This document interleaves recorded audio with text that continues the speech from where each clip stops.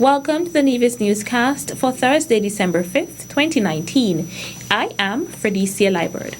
The Nevis Island Administration must strengthen its tax collection policies by aggressive enforcement measures as a means of reducing the accumulation of arrears of tax revenue payable to the government.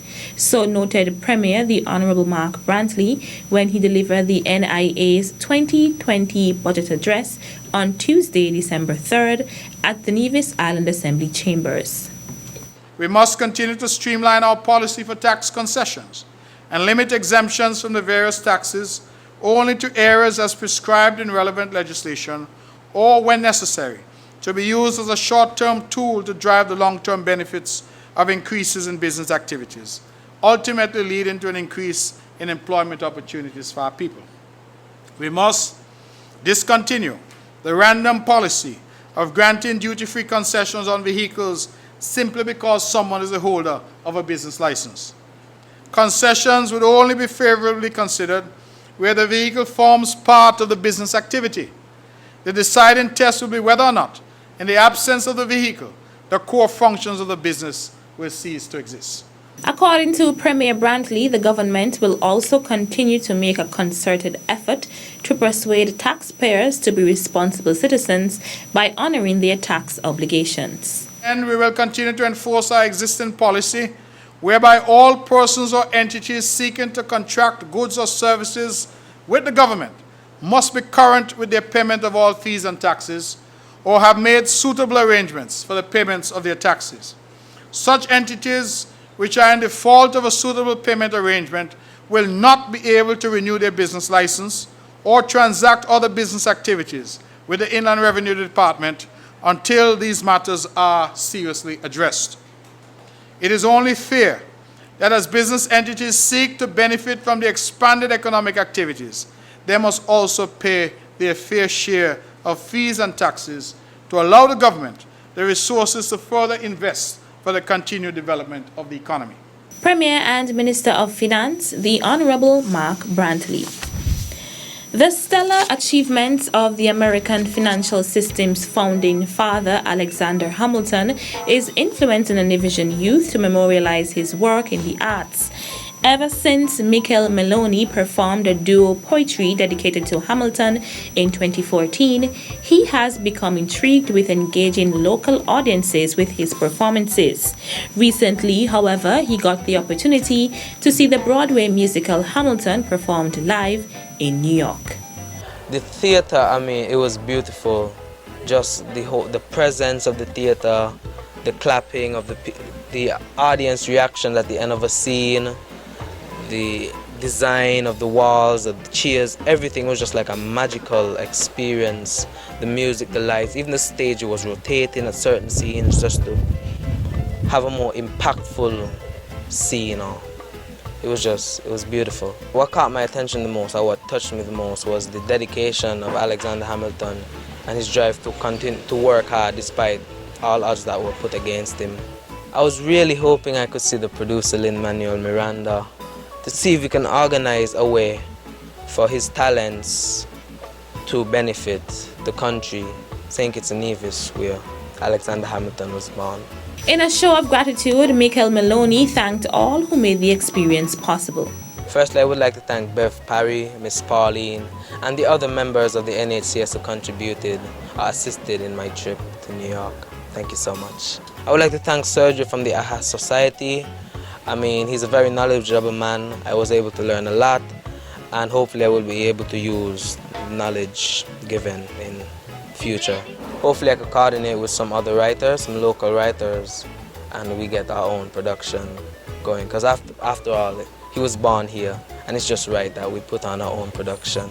Or even educating the youth in Nevis on Alexander Hamilton and his works, so we could have a wider general knowledge and therefore create more opportunities. The Broadway musical Hamilton is inspired by the 2004 biography Alexander Hamilton by historian Ron Chernow. The St. Kitts, Nevis and Friends Association in the United Kingdom donated a check to the St. James Primary School on Monday, December 2nd at the school.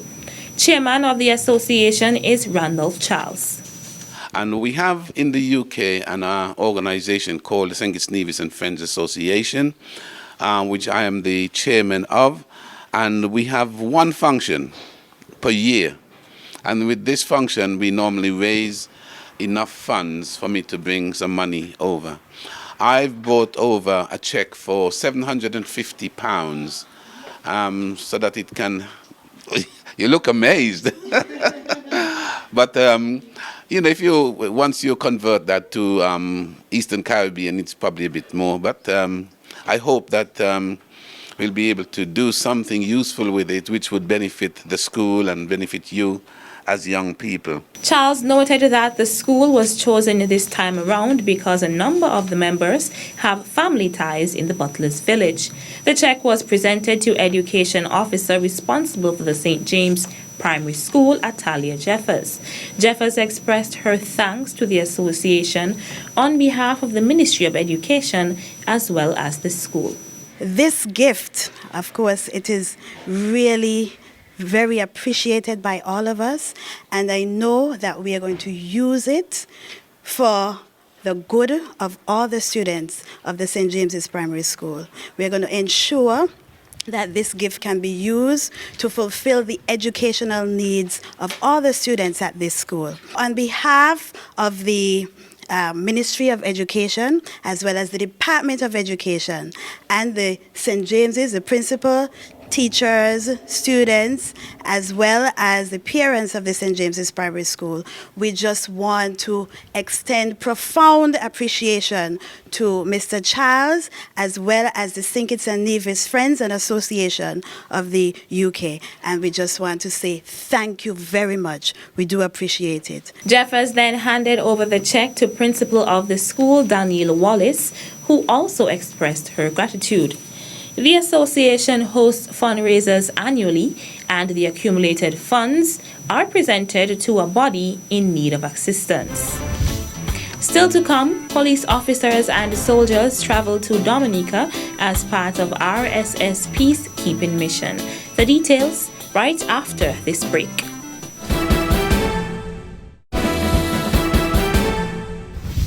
Welcome back. 3 police officers and 3 soldiers from the security forces in St. Kitts and Nevis have agreed to journey to Dominica as part of a regional contingent. In response to a request made by the authorities in Dominica, the regional security system reached out to its partner security agencies. Each territory was asked to contribute personnel to form a peacekeeping mission that would assist with the maintenance of law and order in that country. In keeping with the tradition of cooperation of both agencies, the Royal St. Christopher and Nevis Police Force and the St. Kitts and Nevis Defence Force came together to meet the request. As a result, a 6-member team comprising team leader Corporal Ryan Haywood, officers Valdon Rogers and Dwayne Pope, along with privates Dennis Phillip, Owen Creary and Igel Liebert, left the Federation on Tuesday, December 3rd. Dominica has been going through a period of unrest in several areas, and general elections are due on Friday, December 6th. In the first instance, the troops are expected to remain in Dominica for 1 week once their services are no longer required. They will provide critical support to local law enforcement personnel in a number of areas, including routine patrols. Commissioner of Police Hilroy Brandy has reminded them that they are representatives of St. Kitts and Nevis and urged them to do their best to help their fellow men. The 2019 edition of the Charlestown Christmas Tree Lighting Ceremony took place on Wednesday, December 4th in Charlestown. The ceremony was held under the patronage of Lucina Dorr. Area representative of St. Paul's, the Honorable Spencer Brand, spoke briefly about the patron. She was one of those persons who kept me on that straight and narrow path, especially in the Anglican Church. I want to say to her that we are truly happy for your contribution, not only to Charlestown, but to the island of Nevis. I believe Mamalou is one of the last residents of Charlestown who still resides in Charlestown and who have graced this historic city for many decades. Dua briefly responded, expressing her gratitude. I give praise and thanks to the Almighty Father for having me here this night, and hope that everything would go smoothly and collectively. Minister of Culture and Community Development, the Honorable Eric Evelyn, delivered remarks at Wednesday evening's ceremony. He spoke on the theme for the event, a fusion of love, unity, peace, and harmony. A fusion of love, unity, peace, and harmony. Whatever we do this Christmas season, let us do it in love. Let us give love this Christmas. I know there are a lot of persons who would want a lot of gifts, but the greatest gift that you can give to anyone is the gift of love. And that is the gift that God gave to us on that first Christmas day. And of course, whatever we do, once we have love, we will do it in unity. Whatever difference you may have had with your neighbor, with your family member, with your co-worker, with someone in your community, whatever difference you may have had throughout the year, let us put those differences aside and celebrate the true meaning of Christmas in unity with love. And if you truly have love, whatever differences you may have had, you will not bring them back in 2020. The ceremony included poems, dances, and musical renditions from persons on the island. The lighting of the tree was done by patron Lucina Dore. That's it for this edition of the Nevis Newscast. On behalf of all of us here at the Department of Information, I'm Fredecia Library. Thank you for viewing.